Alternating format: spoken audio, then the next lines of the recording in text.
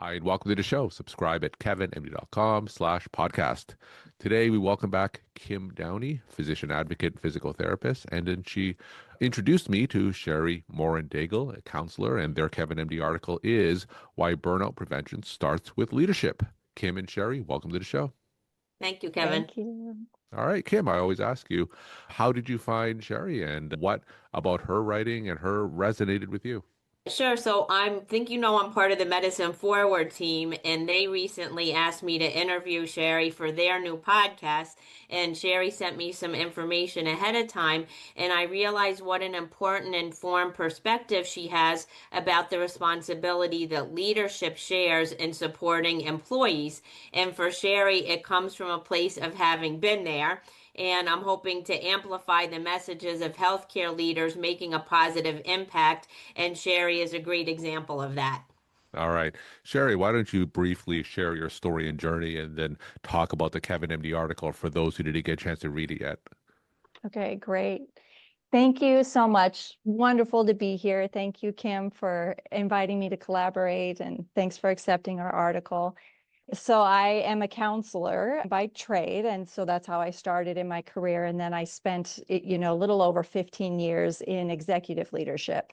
And so I really got to understand burnout from both perspectives, having been in direct care and then having supervised direct care and having experienced burnout myself. And then also, working with hundreds of employees who have also experienced burnout at one, time or another. So for me, my journey was sort of having been burnt out, but Hmm. not knowing it. It was early enough on in my career, we weren't talking about that. So there really wasn't a mechanism for addressing it. And then taking it into my role and just expecting others to carry it the same way that I had. And then, sort of hitting a wall. Eventually, it was like I hit enough stacked up that there was finally a straw. And I wasn't happy with who I was as a person. I wasn't happy in my career. I was sort of running out of options. Hmm. Leaving my career was not an option. And so I was sort of forced to face it. And in the article I share, so I'm sort of a nature lover. I think you can see trees and there's a creek behind Hmm. me. And I have horses in my life. And so for me, I had great friends, and we took our horses, and so I didn't take a sabbatical. I didn't have to leave. I just took the time. For every Saturday for 3 months, we went out and rode in the woods, took a lunch, just got away. And that refreshed me. It reminded me again of what it felt to feel good, and that I needed to protect that. And that was sort of the beginning. That wasn't the end of my, recovery. That was sort of the beginning of my recovery. And so now that's what I do. That's where I focus, is with individuals and organizations, helping them with burnout. And I created an app to try to support that work, because it's really about creating habits. You don't get a one-time training and you're fixed, or a one-time tool and you're fixed. It's, preventing burnout is a long process. Getting there took a long time, Hmm. so recovering takes a long time. Shari, you mentioned earlier that you felt symptoms of burnout even before we Mhm. started talking about it recently. So tell us exactly what you were feeling and how did it affect the people around you and the work that you did? Yeah. So the work that I did, I mean, what I noticed is the either over identifying with clients Hmm. or under identifying with clients. And so because that compromised then my work with them. So I was either so fully invested that it was like, oh, this is terrible. I don't know how there is hope for you. I can't see a path forward. Or it was, get over it, Hmm. just stop, so like finding that, so that impacted the quality of my work with them.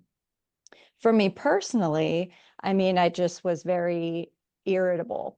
I was very short-tempered, spontaneously angry, and emotionally eruptive. And so that was, I was prickly. that I was not approachable. In my leadership, I was more defensive. Mm. So it was very hard, challenging the status quo was not safe with me. And so like trying to push all of those things as far away as I could. So, Kim, as you hear Shari's story now and as you talked to her before, what are some common threads from her story that you could relate to the other stories of burnout and moral injury that you've heard from other health professionals that you've interviewed? Well, one thing, she shared her specific symptoms, and that resonates. I've heard other, like doctors talk about the same things, but also for them to know that, and even somatic symptoms, like physical symptoms. And Shari has gone through multiple periods of burnout, and other doctors have too. And one thing they spotlight is that the symptoms could be different within themselves, even in their different periods of burnout. So Mhm. Shari might be able to speak to that a little bit more. Like her first period of burnout Hmm. might not have looked like her second period of burnout. And also at first, I love it that she's willing to talk about these things, and that's another thread that other doctors are. Because on one hand, you'd think, well, you're a counselor, shouldn't you be aware of Yeah. that, right? Or doctors, you're smart people, like so. But that's so true when it's yourself, and it also kind of relates to like, say you're a parent and you're a physician and you have to bring your kid to the emergency room. In that situation, you're a parent, right? Like you don't have your doctor brain on, you have your parent brain on. So I just love the threads that so much of this is unique to each person, but that there are so many similarities. And every time we share these stories, we're just chipping away at the stigma and saying you're not alone and it's okay to seek help, you're not weak. Just all of those messages are so important. So, Kim, you highlight a certain irony here because Shari is a counselor who has to deal with burnout from people that she works with, but then she's burnt out herself, right? In the article, Shari, you mentioned a breaking point being an electronic medical record rollout. So, tell us more about that. Yeah. Yeah, so in my role, I was responsible for bringing in an EMR. And so it was our first. I mean, it was really our first. Hmm. And so it required, having to change everything Yeah. and trying to fit into this mold. And EMRs were still fairly new at the time, so they weren't really, we had a combination of residential and community, and it was really only for residential, so we're trying to make community fit. And so there was just a year solid of being forced to make this system work, and then the rollout and the training and the complications. And it was so challenging. Hmm. And I was also doing my full-time job in addition to it, so it's sort of like, just figure this out, just add this once it gets implemented. And what we did not know was really the depth of what it took to do that. It's sort of like, oh, we're going to invest in this technology because it's going to save us from having to hire people, or it's going to save more time. And that is not the truth. I mean, it takes more manpower to do that. And so, we didn't know up front what Yeah. it would take. And so just, piling that on. And I think that is in a lot of work that I do, technology and workflow efficiencies are significant contributors to burnout. I mean, in addition to the secondary trauma, Hmm. that's sort of its own piece, but we do not recognize the impact of what it takes to adapt Yeah. to advances in technology. And Shari, did you get any support from leadership that during this rollout, when they just added these administrative burdens to your plate? I got empathy in terms of like, I'm sorry this is so challenging, but I also got deadlines, Mm. sorry it hurts, but get it done. So there was So that was also really frustrating. And yeah, and and then even with colleagues among having to go among other departments, and getting feedback and dissatisfaction that, I took personally, but it was dissatisfaction with the technology and the limitations of that. But, I felt like I wasn't being able to, find those answers. And so, yeah, that was challenging. Kim, you've talked to a lot of healthcare professionals who undergo burnout, and sometimes leadership papers over these symptoms with empathy, but very rarely do they offer some structural change, right, to fix their burnout, right? So Kim, how common is that leadership just, fixes burnout with like pizza parties and yoga and kind of superficial responses to burnout rather than real structural change? That's very common, and that's why doctors tend to mock that on social media, right? That the answer isn't, a pizza party or do more yoga. And again, which we might have talked about before, but it's so important to reiterate, is that's why some of the doctors understandably hate the term resilience because they feel like, you guys are some of the most resilient people on the planet, and that makes it seem like an individual, if you could just be more Hmm. resilient and you could fix this, when it's really the systems that are the problem. However, there are some organizations that actually will talk about this in the future, and Dr. Apoorv Gupta is working on, he's calling his nonprofit is a loving organization, but he has found in nature that there are some organizations around the country who are doing a very good job with this, and that they are caring for their employees so their employees can care for the patients. So that's what I'm really starting to focus. One of the things I'm Hmm. really focusing on now is trying to amplify leaders who are doing it right and creating an impact, to help all of us, which in the end helps doctors and patients. So Sherry, tell us what happened next in the story. What were some of the things that you did to climb out of that pit of burnout and some of the lessons that you've learned and could share with us today? So I think the some of the biggest lessons that I learned was, and and I hate to bring back the word resilience, but this was again sort of the foundation of my story. It was learning what a healthy nervous system looks like. Hmm.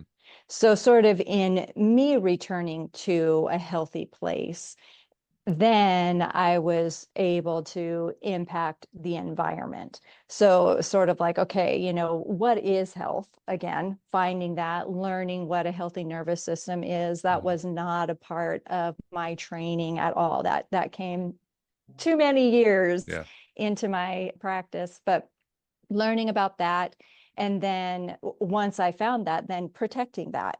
And so then being able to build some self-awareness around the stress response so that then I was like, oh, wow, that's a trigger, okay, like, before I would have just fought it, or I Hmm. would have just, fled it, I would have avoided it, or I would have just gone into people pleasing mode. I would have had one of those reactions that in the moment feel completely justified. And that's why we're not aware of it. That's, part of the mechanism is that we feel justified in that response. So being able to build awareness around that. And so then I could recognize by my Hmm. reaction what were those chronic stressors, and then be able to either advocate for myself or try to build real solutions around that. So whether it was just needing authenticity, whether it was needing autonomy, Hmm. whether it was, it was way too complicated, and just being able to sort of identify what those problems were, then I could actually implement something. But as long as I continued operating from that sort of triggered state, then I wasn't ever solving a problem. And what I found that in that process, that then when I was not coming from a triggered state, I was getting more support from my leadership, and I was getting more support from the people that I supervised, and I was able to be more supportive of them. And and I was able to role model how to just stay calm and how to feel safe and how to talk about that. So I think that is it's not about taking breaks. I Hmm. mean, yep, we have to take breaks. That's a part of it, but when you come back to what you're working with, you have to have a system, you have to have a way for solving the chronic stressors.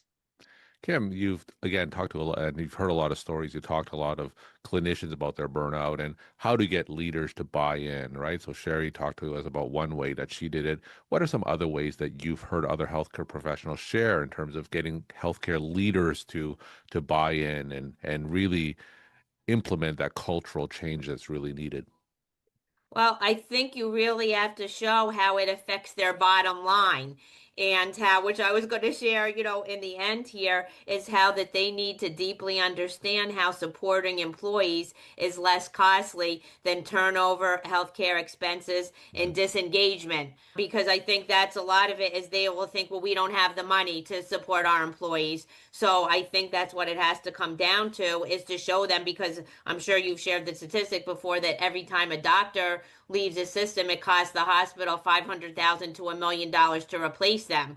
And then, of course, when you have doctors that go so far that they take their own life, and just the ripples that has on all of the patients that don't get seen and the families, Mhm. like the repercussions are horrific. We're talking to Kim Downey, physician advocate, and Shari Morin-Degel, counselor.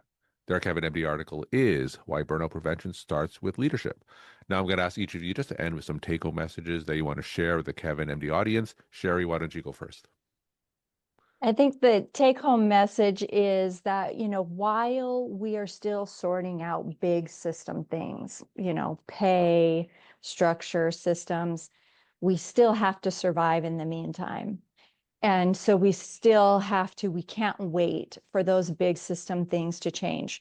We absolutely, I don't want to take away from the importance of having to figure those out, but we still have to survive in the meantime. And so I think being able to know not just what works for you in your personal life, Hmm. but what works for you at work, what works for you in your professional life, and protecting those things and being able to advocate for those things and finding balance at work, not just in your personal life. And Kim, as always, we'll end with you. Please share your take-home messages. So I liked what Sherry shared today about what is a healthy nervous system and learning about that and figuring that out. Because when I went to PT school, because we Mhm. have some of the same stressors and burnout and moral injury, and we don't have any classes on that. So I feel like for all healthcare professionals that does need it to be embedded in the curriculum. So I think that's really important. And then also, I thought of the quote this morning. I think it's attributed to Maya Angelou: when you know better, you do better. And that's not always the case. And that's why I wanted to spotlight Sherry, because she is a good example of that. And I feel like we need to amplify good leaders so what they're doing can be replicated. And Sherry, shared her important story of not understanding how her own unprocessed secondary trauma was affecting how she was showing up as a leader. And once she realized it, she acted on it. And as I said before, she came to deeply understand that supporting employees is less costly than turnover, healthcare expenses, and disengagement. And she transformed as a leader. And well being is a shared responsibility between individuals, leaders, and teams. And leadership buy in and support is the right thing to do and the sustainable thing to do for both individuals and organizations to thrive. Shari and Kim, thank you so much for sharing your perspectives and insight. Thanks for coming on the show. Thank you, Kevin. Thank you. It's great to be here.